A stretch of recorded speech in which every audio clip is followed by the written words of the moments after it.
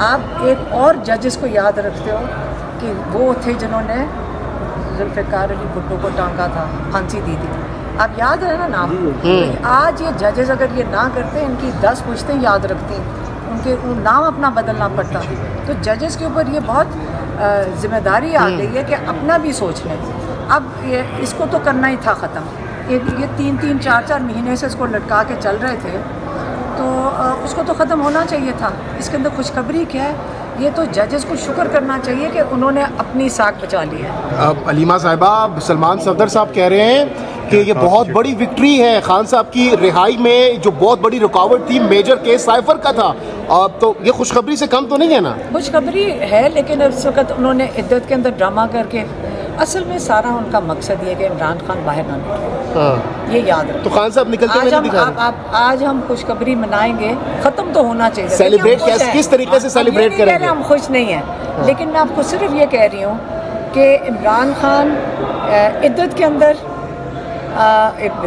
वो 2 दिन पहले वो मानिका ने ड्रामा करके अब दोबारा शुरू हो रहा है वो केस। इसका मतलब इमरान खान जेल में उतनी देर में अलकादर पक के तैयार हो जाएगा और अलकादर में उनको सज़ा कर देंगे और उसको घसीटेंगे कई महीने।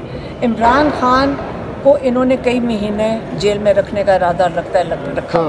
तो बात सारी ये कि सुरखरू होंगे इंशाल्लाह, क्योंकि बेगुनाह है हर केस में इमरान खान। अच्छा, आपने कहा था कि हम बर्दाश्त नहीं करेंगे, अब जेल के बाहर जो है वो आके एहतजाज करेंगे, तो क्या प्लान बनाया है? अगर ये, मैं सीरियसली बता रही, मैंने कहा था अगर ये इंसाफ ना हमें मिला तो हम जाकर बैठ जाएंगे।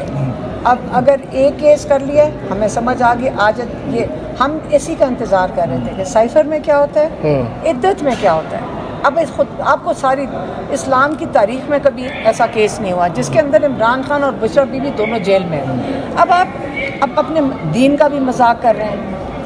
ये इनको शर्म आनी चाहिए जो ये कर रहे हैं। तो अब उसके अंदर इमरान खान और बुशरा बीबी दोनों इस वक्त जेल में सिर्फ इद्दत केस में हैं। ये फिर से नोट कर लें।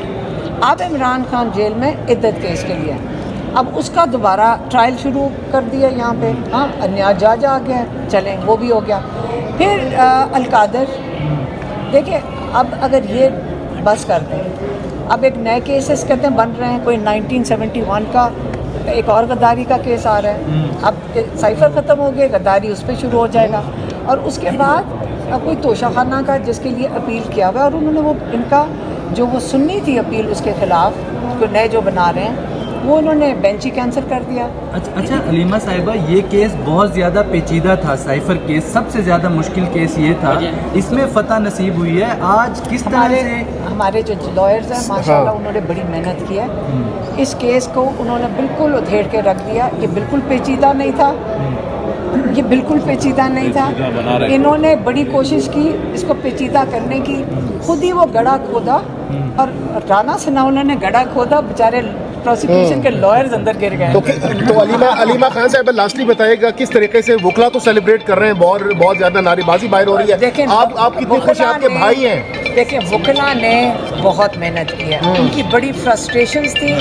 याद रखें कि कितना मुश्किल था कि वो इतनी मेहनत करके दलाइल देते थे और इस केस को फिर भी घसीटा जाए। उन्होंने इतने ज़बरदस्त दलाइल दिए जज सलमान सफदर ने, फिर भी घसीटते रहे। लेकिन बात सारी ये है कि प्रोसिक्यूशन ने जब जवाब देना शुरू किया तो वो माशाल्लाह खुद ही गड्ढे में गिर क्या गए, बस खड्डे में गिर गए।